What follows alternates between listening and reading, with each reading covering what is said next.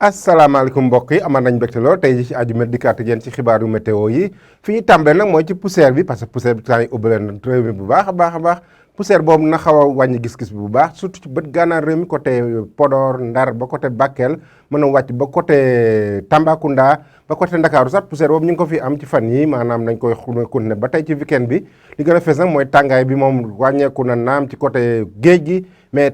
xaw naa fees tuuti ci digg réew mi parce que nañ am ay ñeent fukki degré par yenn saa bu la fanweeri degré juróom-ñeent ci côté yu bare ci biir réew mi tax na nag ñu xool niir yi ci Afrique sowu jant nu muy tëddee ay niir naam am nañ ko mais niir yooyu daanaka sëkkul bu baax parce que du na bu jant bi bu baax parce que nañ am naaj woo xam ne na fenk bu baax ci bëccëg bi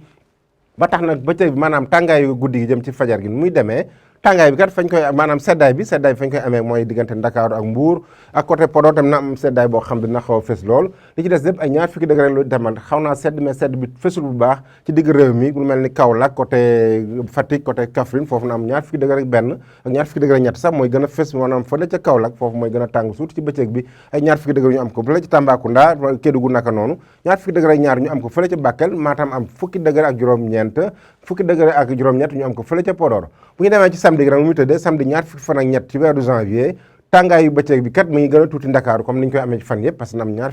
fukki degré juróom fi ci des yëpp fanweer degré lu tegal la ñuy am fële ca Ndar am démb fan amoon te séntu woon nañ fanweer ak ñeent nañ am fanweer ak ñett juróom ci ëllëg gi ci samedi bi fanweer ak juróom-ñett ñu am ko fële ca Thiès fanweer ak juróom-benn ñu am ko Mbour li ci des yëpp ay fanweer ak juróom-ñaar ak fanweer ak juróom-ñett la ñu am fii naanam tàngaay xaw naa tàng lool ci bëccëg bi ci côté Casamance bi ak côté Saloum bi côté Ndoukoumane nag moo jël raw gàddu parce que am fanweer degré ak juróom-ñeent de même que Linguère fanweer degré juróom-ñeent Tambacounda am fanweer degré juróom-ñett Kédougou naka noonu Bakel am fanweer degré juróom-ñaar Matam am fanweer degré ak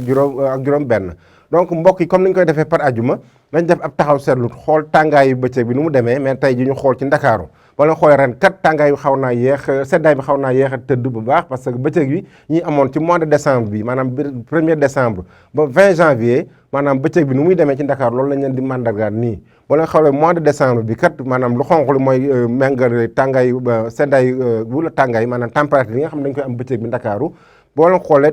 seddaay bu xaw a déggu doom lañu amoon seddul bu baax parce que courbe bu xonq bi mooy mandargal li ñuy natt ci Ndakaaru xoolul lool tàngaay bu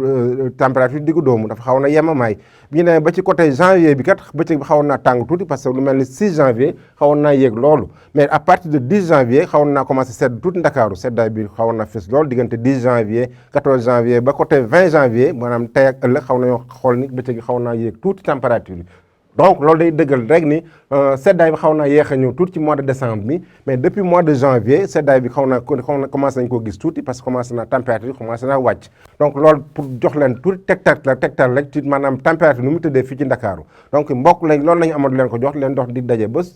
suba ak jàmm wasalaam